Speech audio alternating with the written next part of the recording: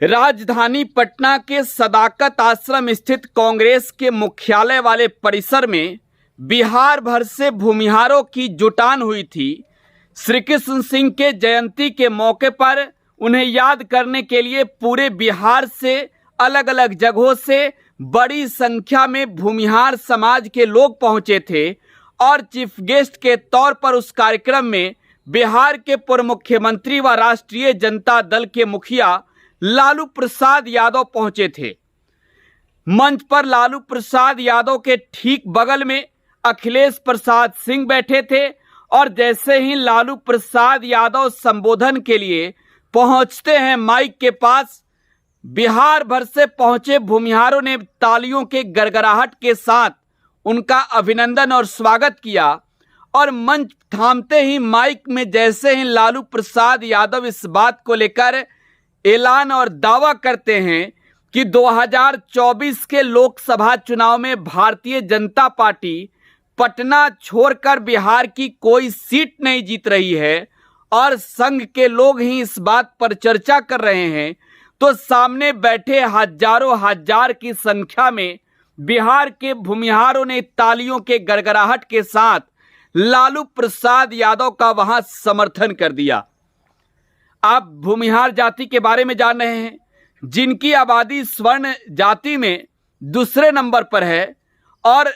वहां पर जब बात लालू प्रसाद यादव की होती है तो यह कहा जाता है कि लालू प्रसाद यादव अपने शासन और अपने सरकार में वो कहते थे कि भूरा बाल साफ करो, लेकिन जब बात भूमिहार और श्री कृष्ण सिंह की हो और लालू प्रसाद यादव की वहां मौजूदगी हो तो जाहिर सी बात है बिहार भर के भूमिहार लालू प्रसाद यादव के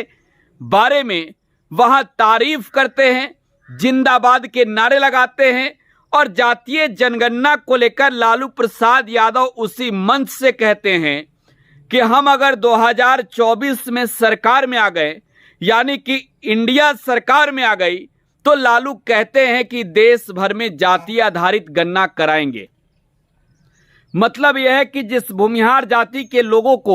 भारतीय जनता पार्टी अपना कोर वोटर मानती थी, वो अब कहीं ना कहीं कांग्रेस और लालू प्रसाद यादव के साथ खड़े हो गए हैं और बिहार में भूमिहार समाज के लोगों की भूमिका इतनी है कि वो जिस सीट पर जिस दल का साथ छोड़ दे उनका वहां पत्ता खिसक जाता है। जिसके साथ होते हैं उसी का सिक्का चलता है और जब भूमिहारों के मंच से खड़े होकर लालू प्रसाद यादव अपने ऐलान के दौरान आगे कहते हैं कि पटना के गांधी मैदान में भाजपा भगाओ देश बचाओ रैली करेंगे, तो भी सामने बैठे लोग जोरदार तालियों के गड़गड़ाहट के साथ लालू प्रसाद यादव का समर्थन करते हैं।